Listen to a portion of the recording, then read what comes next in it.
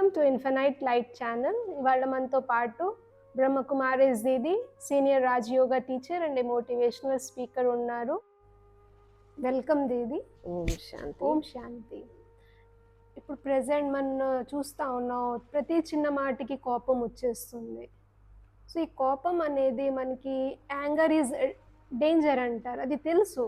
కానీ అది మనం ఎలా కంట్రోల్ చేసుకోవాలి, ఎలాగ మనసుని ప్రశాంతంగా ఉంచుకోవాలనే విషయం ప్లీజ్ ఎక్స్ప్లెయిన్ చేయగలరా? మంచిదండి. ఇప్పుడు నిజమే, ఈరోజు యాంగర్ ఒక ఎడిక్షన్ అయిపోయిందండి. కోపం ఒక వ్యసనం లాగా అయిపోయింది. అంటే కోపం లేకపోతే అంటే ఎంత ఎడిక్షన్ అంటే కోపపడిందే అసలు ఏమీ జరగదు, కోపంతోనే ఏదైనా సాధించవచ్చు అన్న స్టేజ్కి ప్రతి ఒక్కళ్ళు కూడా వెళ్ళిపోయారు. నిజం చెప్పాలి అంటే కోపం అనే ఇది ఒక నెగిటివ్ ఎమోషన్.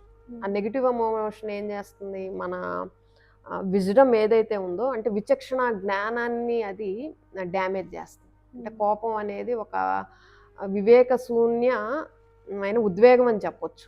కోపం కొరివి అని కూడా అంటారు కదా, కొరివితో తలగొక్కుంటే ఎవరికి నష్టం?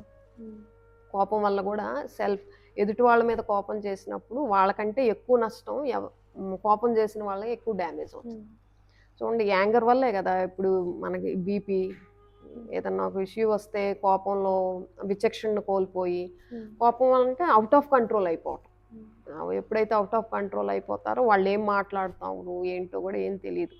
చూడండి, కోపంలోకి వచ్చి అంటే కోపం రావటానికి కారణం ఏంటి అంటే సహనం అనేది లేకపోవటం. ఈ ఓర్పు, సహనం ఇవి లేకుండా క్షణికావేశంలో కోపంలోకి రావటం వల్ల ఎన్నో ప్రాణ నష్టం, ఆస్తి నష్టాలు ఇవన్నీ మనం సొసైటీలో రోజు రోజుకి చూస్తున్నాం. తర్వాత ఇక లైఫ్ లాంగ్ ఆ తర్వాత అంటారు కదా, కోపం అనేది ఆవేశంతో మొదలై పశ్చాత్తాపంతో ముగుస్తుంది. కోపం ఆవేశంతో మొదలై పశ్చాత్తాపంతో ముగుస్తుంది. ఇంగ్లీష్లో కూడా చూడండి, anger begins with folly and ends with repentance. అంటే ఏదో ఒక తప్పిదంతో మొదలయ్యి పశ్చాత్తాపంతో ముగిసేదే కోపం. అంటే మన విచక్షణని అది కిల్ చేసేస్తుందండి. అంటే వివేకాన్ని, విజ్డమ్ని, మన డెసిజన్ మేకింగ్ పవర్ అంటే ఆలోచించే శక్తిని కిల్ చేస్తుంది.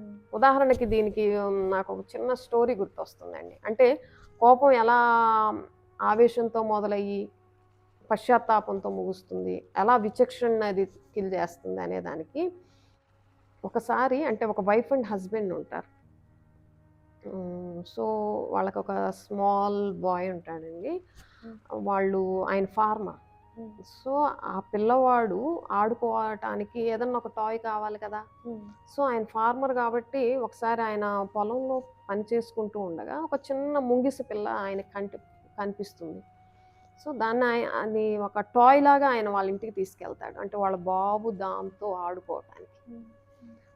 సో మెల్లిమెల్లిగా ముంగిస పిల్ల కూడా పెరుగుతూ ఉంటుంది, బాబు కూడా మెల్లిమెల్లిగా గ్రో అవుతూ ఉంటాడు. సరే ఒకసారి ఆ ఇంటి ఆవిడ అంటే ఆ బాబు తల్లి బయట మార్కెట్కి వెళ్తారు, సంతకు వెళ్తారు. అక్కడ నుంచి కావాల్సినటువంటి ఇంటికి అవసరమైన సరుకులు ఏవైతే ఉన్నాయో అవన్నీ తీసుకొని వస్తూ ఉంటే ముంగిస, వాళ్ళు పెంచుకుంటున్నటువంటి పెట్, ఆ ముంగిస ఏదైతే ఉందో ఆ ముంగిస నోటికి అంటే మూతికి ఒక బ్లడ్తో అది ఎదురొస్తుంది. సో వెంటనే ఈవిడ తను చాలా కోపంతో ఏమాత్రం ఆలోచించకుండా అంటే విచక్షణను కోల్పోయి అండ్ వివేకాన్ని కోల్పోయి అంటే నిగ్రహాన్ని కోల్పోయి వెంటనే తాను తీసుకొచ్చిన ఆ ప్రొవిజన్స్ బాస్కెట్ ఏదైతే ఉందో ఆ బాస్కెట్ని కోపంగా దాని తల మీద వేసి కొట్టేస్తుంది. సో ఆ ముంగిస అక్కడికక్కడే పాపం ప్రాణాలు విడుస్తుంది. తర్వాత లోపలికి వెళ్ళి చూస్తే పిల్లవాడు చాలా సంతోషంగా ఆడుకుంటున్నాడు, ఆ పక్కనే పాము చచ్చిపడి ఉంటుంది. ఆ తర్వాత ఆవిడ చాలా రెపెంట్ ఫీల్ అవుతారు. అంటే చూసారా, అంటే ఒక క్షణం ఆవిడ పేషెన్స్తో, ఓర్పుతో ఆలోచించలేకపోవటం వల్ల ఎంత నష్టం జరిగిందో. సో ప్రతి విషయంలో కూడా మనం ఏది జరిగినా ఒక్క నిమిషం పాజ్ అండి, ఒక్క నిమిషం పేషెన్స్తో ఉండటం వల్ల ఇలాంటి నష్టాలన్నిటి నుంచి మనల్ని మనం రక్షించుకోవచ్చు. ఫిజికల్గా హెల్త్ని రక్షించుకోవచ్చు, ఇలాంటి డ్యామేజెస్ ఏవైతే ఉన్నాయో ఈ డ్యామేజెస్ అన్నిటి నుంచి మనం రక్షించుకోవచ్చు. ఎందుకంటే కోపంలో మనం ఆలోచన శక్తి పూర్తిగా క్షీణించిపోతుంది. రైట్ థింకింగ్ కూడా చేయలేం, రైట్ డెసిషన్ చేయలేం, రైట్ ఎమోషన్ని మనం చూస్ చేసుకోలేం. సో ఇక్కడ patience is the greatest weapon అండి. కోపంని కంట్రోల్ చేయాలంటే మనకి సహన శక్తిని అలవర్చుకోవాలి. Patience is the leading characteristic of great minds అంటారు కదా. అంటే సహనం అనేది అన్ని గుణాలకి ఒక తల్లి లాంటిది. ఆ సహనాన్ని ఎలా అలవర్చుకోవాలి అంటే ప్రాక్టీస్. ఏదైనా ఇప్పుడు కోపం కూడా రిపీటెడ్గా రోజు రెగ్యులర్గా చేస్తూ చేస్తూ అది మనకు హ్యాబిట్గా మన సంస్కారంగా అయ్యింది. అలాగే ఇప్పటి నుంచి కోపం వల్ల జరిగే నష్టం, డ్యామేజ్ ఏదైతే ఉంది అది ఒకసారి మన ఎదురుగా ఉంచుకొని నేను పీస్ఫుల్గా ఉండాలి, నేను ప్రతి విషయాన్ని ఓర్పుతో సహనంతో పరిష్కారం చేయాలి అనే ఒక స్ట్రాంగ్ పాజిటివ్ ఎఫర్మేషన్ని పదే పదే మనకి ఇచ్చుకోవటం ద్వారా, ప్రాక్టీస్ చేయటం ద్వారా, అంటే మనం ఏది ప్రాక్టీస్ చేస్తే అదే మనలో డెవలప్ అవుతుంది.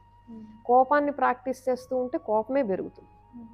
సహనంగా ఓర్పుగా ఉండటాన్ని, ప్రశాంతంగా ఉండటాన్ని ప్రాక్టీస్ చేస్తూ ఉంటే మనలో ఆ గుణమే పెరుగుతుంది. సో మనం ఓర్పుని ప్రాక్టీస్ చేయటం ద్వారా కోపాన్ని ఈజీగా అధిగమించగలుగుతాం.